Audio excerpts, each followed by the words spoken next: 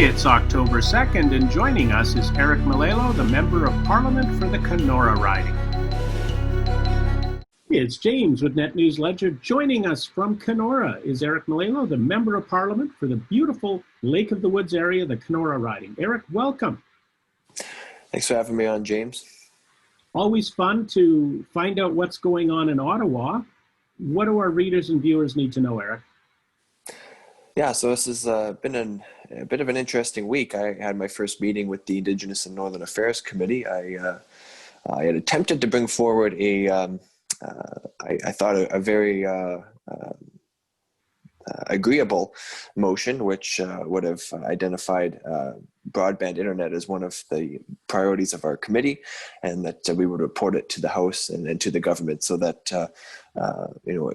there's that signal from our committee, from our multi-partisan committee, that the internet is obviously of an urgent importance, and that we recognize the need for those critical investments. And unfortunately, that was stalled by Liberal members of the committee. They did not want me to introduce it, nor did they want to have a vote on it. So I was able to put it on the table, so to speak, and we will be discussing it and hopefully voting on it as the first priority of our next meeting. But I'm disappointed in the stall tactics, and I really don't understand what the rationale is behind that.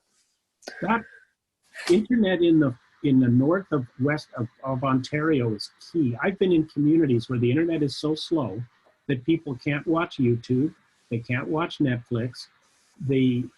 I was in one community, and the print photographer, the print reporter sending a picture to Thunder Bay from Lansdowne House, it was going to take 2 hours by internet for a Microsoft Word document and basically a 50 gig or 50 meg picture, like a small picture. And I was shocked. And I thought, talking to the youth in that community, they said if they're watching Netflix, they get spinning dial more than they get the show. Right. I mean, that's the thing. It's we know full well across the Northwest and across all Northern Canada how poor the internet service is. But it's I think, and I'm sure we spoke about this already, but with the pandemic, it's really underscored how necessary reliable internet service is. It's obviously it's great to be able to watch Netflix and do all those things as well, but it's not just for that anymore. You need to work from home, potentially. You have to attend school from home. Maybe you have to access government services. There's really such a wide array of things that we need internet for, and without a reliable connection, unfortunately, the Northwest is going to be left behind. We've had issues on our call, and you're in Kenora. Exactly. Yeah, I'm right here in the middle of Kenora. I mean, there's I've had issues with internet service here. I've had issues with cell service from time to time. I had a call with the newspaper editor in Kenora, and my call dropped. I'm literally standing in the middle of town. So it's I think it's unacceptable, and in this day and age, it's clearly a necessity, and that's why I'd love to see our committee take it on as a priority. What else happened at the committee this week? Yeah, so there's two committees that I don't sit on, but the Ethics Committee and Finance Committee that have been, I guess, filibustered for the duration of this week. It's been, I think, you have to correct me if I'm wrong, I think it's 3 days and counting now. Our opposition members from all parties, NDP, Bloc, and Conservatives, have been attempting to bring forward some documents pertaining to the We Charity scandal, so we can have a look into it and see what truly went on. And the Liberal members of those committees have been blocking that for a number of days now. So that's something we're not going to let up on. We think Canadians deserve to know how their money has been appropriated and what sort of conflicts may have transpired, because I think we've only seen the tip of the iceberg on that. And it's kind of interesting from a political standpoint. I mean, in a minority parliament, maybe the government is hoping that no one will pull the pin on the government and go into an election during a pandemic, especially with things, accelerating in southern Ontario. My understanding on some of this is that even for example, for travel into Manitoba, it's becoming an issue because COVID numbers in Winnipeg in particular have been spiking drastically. Mm-hmm. Yeah, it's. I mean, I think it's been clear with the numbers we saw in Winnipeg. We had a bit of a spike in Kenora as well in recent weeks. It's thankfully no community spread, and our numbers are back down. But it's clear that this pandemic isn't something of the past. It's we're still living it, and I think that's why we have to remain vigilant in that regard. But to your point, it's about the election. I mean, no, I don't think anybody really wants an election right now. It's not the time for it. We're hoping that the government can bring forward a plan that that we can all get behind.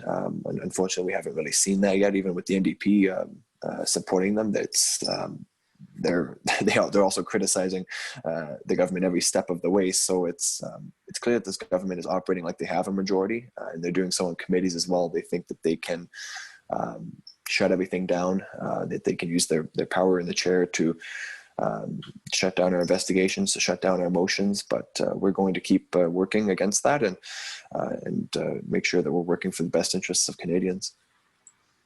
Now, heading into, we had the Thanksgiving weekend. We've come through that without any major spikes in the region. Yeah. So we seem to be doing better or good. What message for the people in well, I'm calling it Western Ontario and Northern Ontario, not Northwestern Ontario, because the only thing we're north of is Toronto. And what message for the people in the riding in the region, Eric? Yeah, I think, I want to thank everybody for the Thanksgiving weekend who made some difficult decisions, I know, to limit their gatherings. And, maybe they didn't see some family members that they often do. I know that was the case for me and my family as well.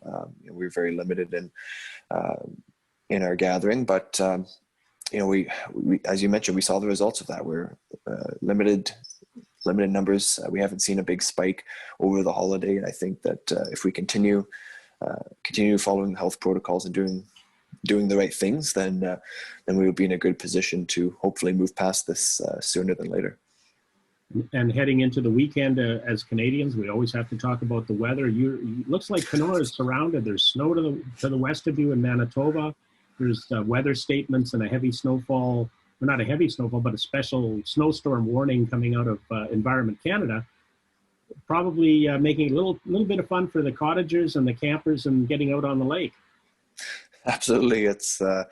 I was speaking with someone from my riding earlier this morning. We were saying we were surrounded, but we got a bit of a bubble here in Kenora and Dryden. It hasn't quite hit us yet, but we know it's coming. And I mean, honestly, I think we've been lucky that we haven't had a big snowfall yet. I know I still have memories of playing high school football in ankle-deep snow around Thanksgiving. So I know we're not always this lucky to fend it off this late in the year. Yeah.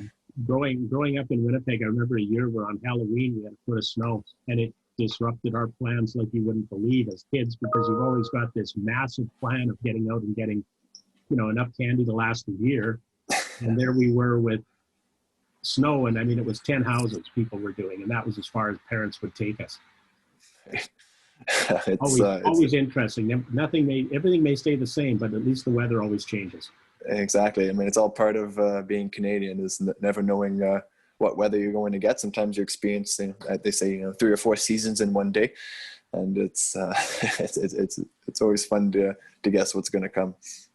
And Eric, with that, we'll close out for the week, and we'll see you next Friday. Let's keep the conversation going. Absolutely. Thanks again for having me on, and look forward to chatting soon. Take care. Thank you.